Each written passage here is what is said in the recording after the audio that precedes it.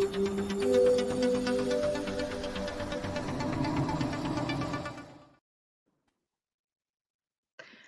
everyone and welcome to our next session. I'm Gabriella from Disrupt Africa. I'm joined today by Amir Barsoum from Vezeeta. We were scheduled to have a panel session right now, but unfortunately due to the events in Nigeria, some of our panelists have had to cancel their session, their involvement. So they send their apologies, but we're still scheduled to have a great session now with Amir. So Amir, one of, if not the flagship e-health startup in Africa. Can you just give us a bit of an introduction to Vezeeta for those of us that aren't familiar with your work? Thank you very much, Gabrielle, for inviting me today. Hello, everyone. Very, very excited to be with you, and all our wishes and the prayers to what's happening in Nigeria. Hopefully, things will settle down soon.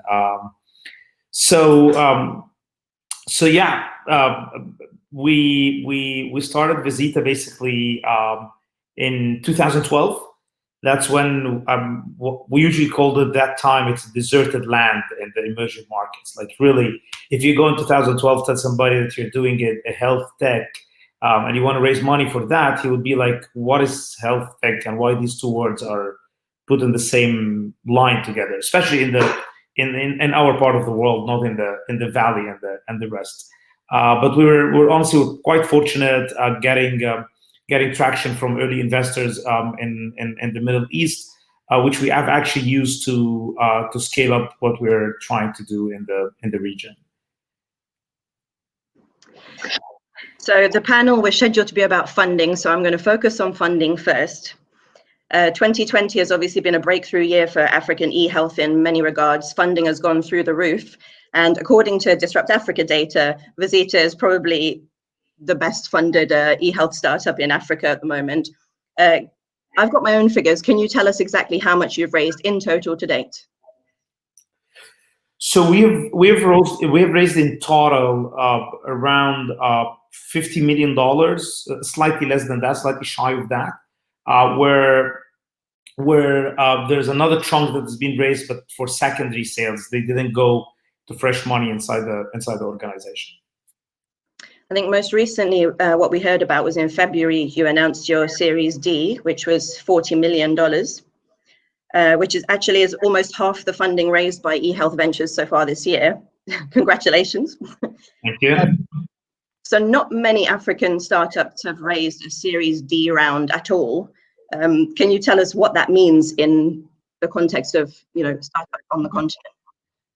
Series D. So really, the concept of funding is very simple. It's as the organization is growing and solving particular pains in the markets they're operating in, the question would become one: will the company use this money to accelerate growth, or it's using the money to survive? The second question is there a market that could absorb this amount of money or not really? And the questions start piling up from there. But really, the two most important questions: is this for survival and the company's not doing well, or it's for growth because the company's already doing well in its key markets or in its key products? And the second question is there a market that would absorb that? And I personally believe, despite we're living in a part of the world where still until today, unfortunately, funding is not an easy thing. It's not the piece of cake. It's not like you are in a play where you will get 3 or 4 competing term sheets on your organization. What we usually see here is a syndicate of investors, which is tricky, because in reality, instead of you getting them to compete on the term sheet, you're getting them actually to play together and agreeing on one term. So it's usually during the term sheet timing, it's like the company from one side and the syndicate of investors on the other side, which is pretty tricky, honestly. But again, if the investors, which is very fortunate, our case, believers in what we're doing and what we're going after, usually the terms end up to be reasonably acceptable and logical. But again, you raise Series A or seed or D or Z, really it's about is there a market to absorb this or not? And I'll take a step back. Think about health tech has two very big angles. Is the B2B, which in many terms in the health tech call it B2P, which is business to providers, or it's a B2C or business to consumers / patients. And again, the question about whether there's a space to absorb that is really stemming out of there. Are you going to hire big sales organization for the provider game, or it's a big marketing game, or it's a very heavy on product like what AI companies are doing, and the likes. And for us, I think we're a B2C player, which with a very heavy in technology. So a big chunk of our investment is also going into our artificial intelligence capacities in the organization. On a personal experience level, could you kind of describe to us the actual process of your most recent funding round? Just to take one round, can you walk us through the steps of how you built up to that deal? Can you say that again? Sorry, I was asked to mute my phone, so I was putting them all on silent. So can you say that again? Yeah. So just on a practical level, from your experience, to take your last funding round that you announced in February, can you just walk us through the backstory of how you actually step by step went through that fundraising process, how you managed to agree a deal in the end? It's so first of all, ultra growth companies are in a continuous non-stop funding endeavors. It's something that doesn't stop. If you think as the CEO or founder of a company that you've made the funding and you should rest on your rollers trying to really build the organization and then come back again to funding, that's not how it works. I don't think in the last 2 years there was 3-4 days I haven't made a pitch. It's like every 3-4 days I have somebody we're talking to, presenting to. It doesn't mean that we need the money. It doesn't mean that we're asking them to give us the money. It's more about telling the world that you exist and basically aligning with who is your potential investors. And it also will give you the chance to choose, rather than just you go to the early ones and take it from there. So really the starting point is there's no starting point. It's a continuous non-end circle. From those, you will start getting those who are warm and those who are hot. And I would usually, if the hot ones are your investors of choice, perfect, a match is made in heaven, and go for it. If the warm ones are your actually most wanted investors and the ones that I really want to go after, I would basically, the way that we usually do is I will try to get I will go back to the syndicate concept and I will go to get the hot ones to help me get the warm ones, because if I see there's a value with the warm ones and the key investors is also seeing the same, then it will be a fantastic opportunity for you to get them on board. So I would get hot investor, shake hands with, agree on top level terms, and we go together to the warm one and tell them, come on board. There's a true value that we see you can add, and there's a true value we see we can do to you and to your portfolio. Usually when this happens, the term sheet becomes more solidified, and then you negotiate the term sheet. And I think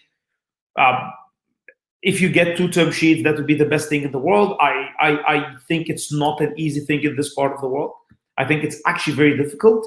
But having good runway during the conversation could actually help really well in the conversation. So either you're not in dire need for the money now, or you have multiple offers. So these are the 2 options that I would prefer to go fundraising with. Or obviously one of the investors is really super excited about it. And I would negotiate the term sheet, take it from there, do the shareholder agreement, and move forward. And I would give an advice, never underestimate the time that the shareholder agreement would take. It's a lot of time. So that's also a very important piece of how you manage your cash. So you've preempted something I'd really like to talk about there. From what we've seen, I think it's every year, 18 months, we have a new piece of big funding news from Vezeeta. So you seem to always be in our headlines with your latest round.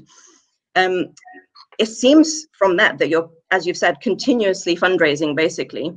And that sounds like a lot of pressure on you. And it seems like a big drain on your time.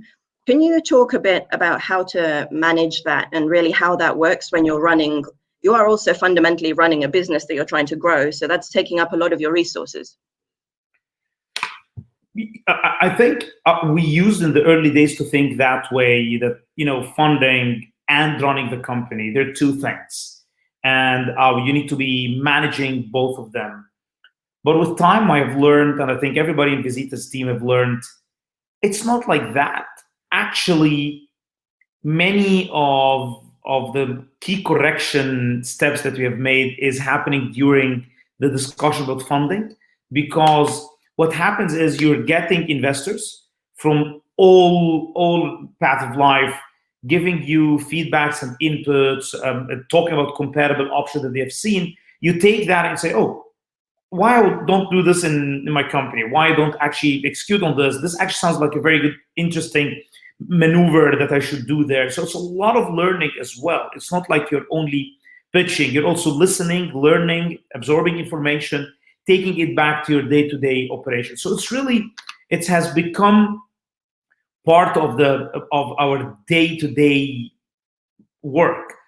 Even who you are getting in the team with you. Sometimes you know that this investor is pretty heavy on product, so you get the product people. This investor is very heavy on market penetration, so you get the expansion people, and so on and so forth.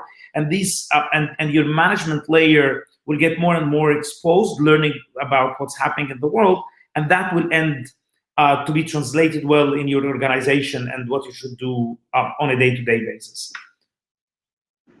And that's an interesting point, just from a practical perspective. Who is having the fundraising conversations? Is it always you, or do you take a selection of people, or how does that look from a practical? So you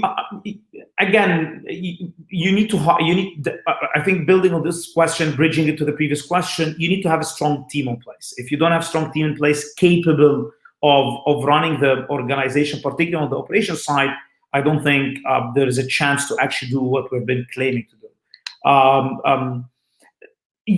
Usually fundraising is led by me, and I think it's usually the way it should be. They want to listen from the one who's actually putting the vision and challenging him, and even believing in him or not, and also the key players in the organization. So we have our chief product officer Mohammed Al-Mugi also plays a role with me in this organization. In this fundraising endeavors, and obviously finance. So I would usually think of those. Sometimes when an investor is super excited about a particular market, you would want to get the leader of this market. So when we're talking about Egypt, you get the leader of Egypt. When you talk about Saudi, you get the leader of Saudi.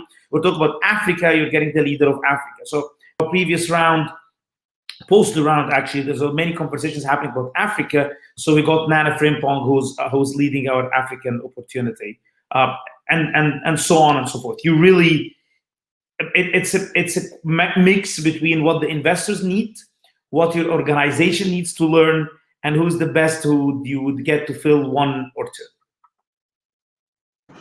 And so you touched on this briefly previously, but to be a bit direct, the constant fundraising, does that always reflect a problem with revenues? And can you tell us, is Vezeeta profitable? How long did it take? Can you speak to that a little bit? So we're the constant fundraising is a question about how fast you want to grow, and growth has many ways, right? It's either grow deeper in the markets you're already operating in, you're expanding into new markets, or you are adding new key verticals in your business. Usually our fundraising is, so for example, our key market, Egypt, is actually EBITDA positive. And it has been like this for almost a year now. But we're fundraising to grow our verticals. So we started by doctors booking platform. We introduced teleconsultation, and now we are also in the online pharmacy space. and for that we're fundraising. If you're also expanding into other markets like the rest of the Middle East and Africa, that's also part of what we're doing. But I don't think I think fundraising needs to be coupled with a very, very strong traction. Otherwise, it will not happen. We're not at the Silicon Valley.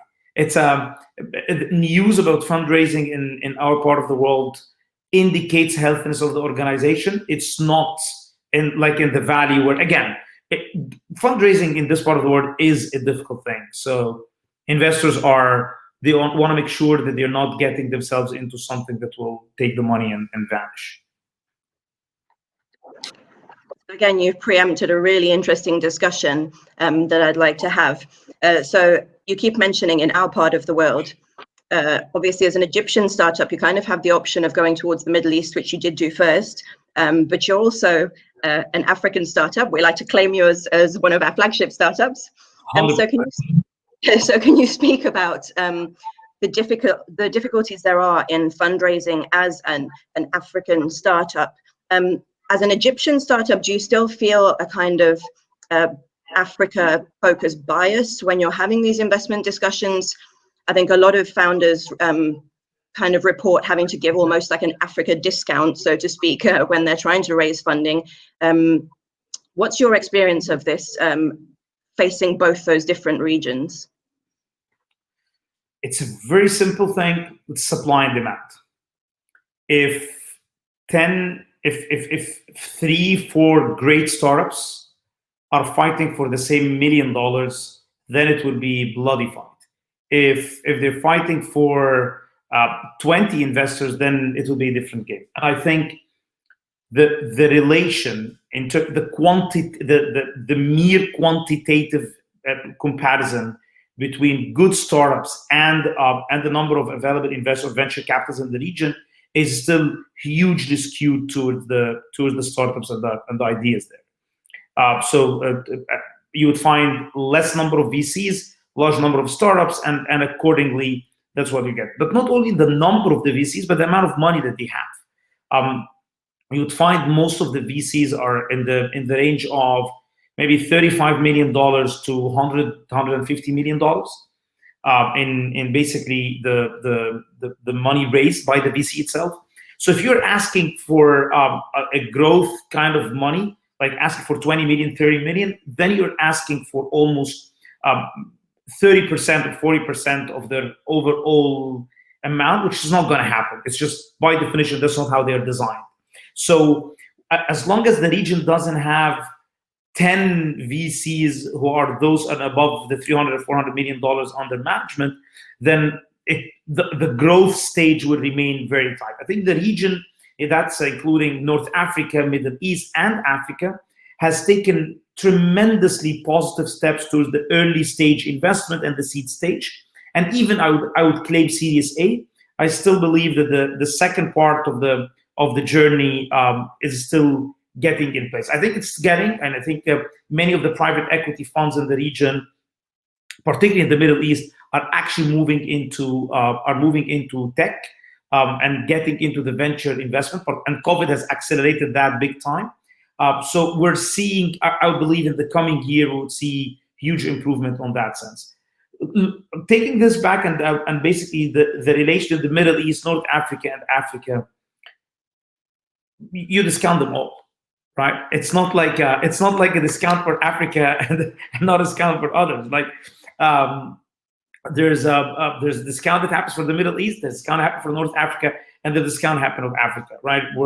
We've seen, you have seen different changes in the social net of every country in the last since 2011 till today. So many things that have been happening. Egypt alone have gone through 2 major revolutions. So again, the oil prices now, I think it's happening everywhere. But in our part of the world, I think the question is, it's an emerging market versus developed world. So I think there's the US and Europe at a particular bucket. Then there's China and India as another bucket, and then there's the rest of the world. And I think just the rest of the world are a little bit discounted because of that. So I just want to take one of the questions coming in from the public chat now. How are investors positioning for the future of health tech in Africa? How are investors positioning for the future of health tech in Africa? Africa as a continent is in a dire need for innovation in health. That is because really, we've read this everywhere, but really the very simple fact is number of providers is not enough for the populations there.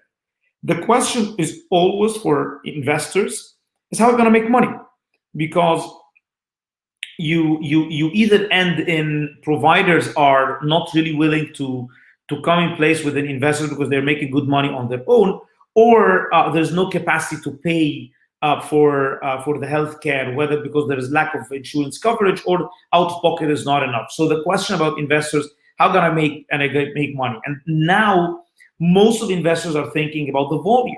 Okay, I can make money because I can capture large amounts of populations in different markets. But the question, can you capture that with the traditional ways of rolling out traditional pharmacies or rolling out traditional chain of clinics or labs or traditional hospitals? The answer is no, because by definition it's location based. Tech coming in place, COVID accelerating it, has actually made investors think, okay, then now it's possible, we can see it happening, and it's something that would make sense. So I personally believe investors and health tech in Africa are getting really hot about the space.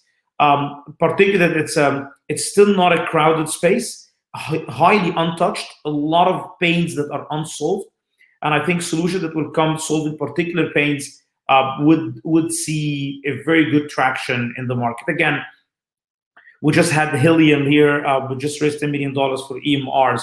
Who would have thought of EMRs in 6 years back?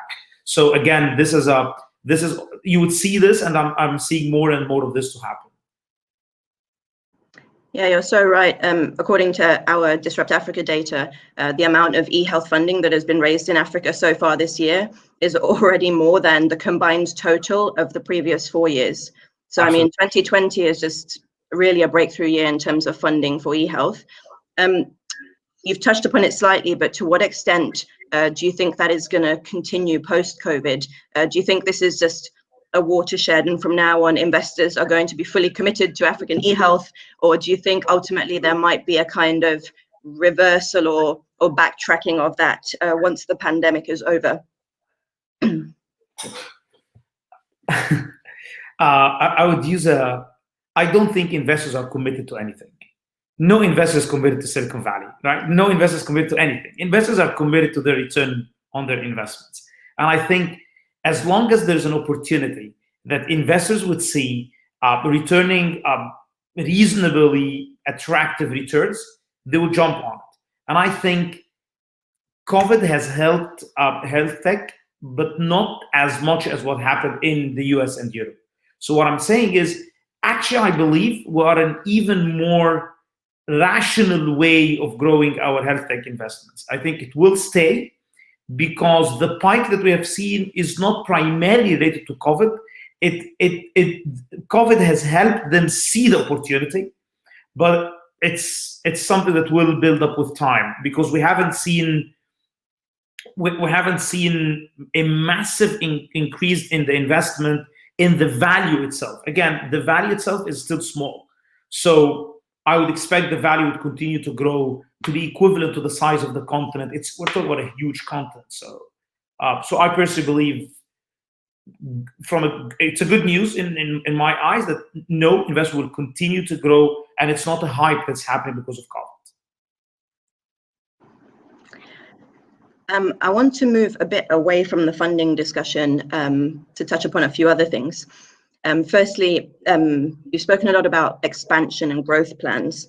So you started in Egypt and you first expanded to the Middle East, and then this year you announced Kenya as your first African expansion destination. Could you speak a bit more about why you chose Kenya and how you went about making that decision of what should be your next market?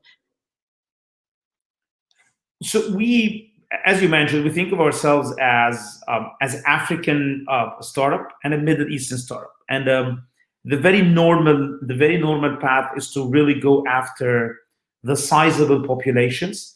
That's where you can show highest impact, but also that's where your product could adapt the best to the different populations that you're going after. So we went to the Middle East and we went after Saudi, and adjusting that would make the Middle Eastern and the GCC more reasonable place to continue expanding. Rather than I go to a smaller country, very small population, when I go to the bigger one, then I would find very big differences. And the same for Africa. When we decided to continue expanding in other African markets other than Egypt, obviously, we thought of Nigeria and Kenya as the two key important markets, and we started in both of them. So we also have operation in Nigeria. We started literally, Kenya started 2 months earlier, but we're also operating in Nigeria now. And because they are the biggest in terms of population, that also gives us a very good sense. The second part is they also have diverse kind of healthcare systems. So you would find different play between the insurance, between the out-of-pocket in both of these two markets, which makes it rich for your product to find different use cases and selling points to the different players in the market. That also was one of the ideas. So really, population diversity of the health system were the biggest two factors that we thought of. And as a startup that's operated in both regions, can you compare a bit the Middle Eastern market versus African markets? So surprisingly, I think Egypt is very different than Saudi, is very different than Kenya, and very different than Nigeria. Every market has its own dynamics. We were initially were thinking that Kenya and Nigeria would look somehow similar. That wasn't the case. One market that has much less number of providers per capita, which is Kenya, and hence the teleconsultation is a key for the success of the healthcare delivery in this market. Another market is about proving that these doctors have actually got the right licensing and the registration. Market that is again the consultation fees is way higher in the market than in another, and so on. And so it really it depends from one market to another. But I would say the big question is, one, there's insurance coverage is not huge, which is something that I would see in most African countries, including Egypt, versus what you would see in GCC, where insurance is quite dominant player in the game. The second one is providers consolidation. So you would find also in the GCC many health groups, a big entity that owns 3-4 hospitals and a chain of clinics. You wouldn't see that much except for handful of cases in Egypt and in Kenya and Nigeria. Still quite fragmented market as well. So these are, I would say, two major differences that we have seen between African players and the GCC players. So what I'm interested in as well is operating in the health sphere. Obviously, there has to be some sort of interaction with the authorities and kind of government bodies. Typically across Africa over the past decades, there's maybe been a lack of attention and investment into the traditional medical infrastructures. Going forward into this new era of African e-health and tech-powered healthcare, to what extent does there need to be a conversation with government and the authorities, and to what extent are you engaging with them on a day-to-day basis in terms of how to take the healthcare structure in Africa forward? That is really a factor of what is the government doing in healthcare. Is it doing a regulatory role and that's it, or they're also doing a provision role? And I mean provision role, like they're running hospitals and different healthcare providers setups. If they're running a regulatory role, then I think it would be very healthy to interact with them in laws and regulations that would accelerate health informatics exchange. Putting some guidance on maybe privacy and healthcare data privacy, and these kind of things. I think it will be very, very helpful. It's helpful also to educate the public that health tech is coming and it's something that will add value to them. Seeing their government supporting that, whether they're supportive of the government or not, but it's hugely helpful to mobilize their populations, and that we have seen in most parts of the world. If they are playing in the provision space, then they just instantaneously became your client, one of the customers that you're trying to pitch them to buy your product, which is, I really believe it depends on how advanced the government is and how they see a true value in adopting technology, which is something, the advice is, trust and believe in technology, that how it will change that. But really, there's no real ask. I would usually put my ask on the regulatory side. And I'm personally not a believer that the government should continue providing healthcare. I'd like to take another public question now from the chat.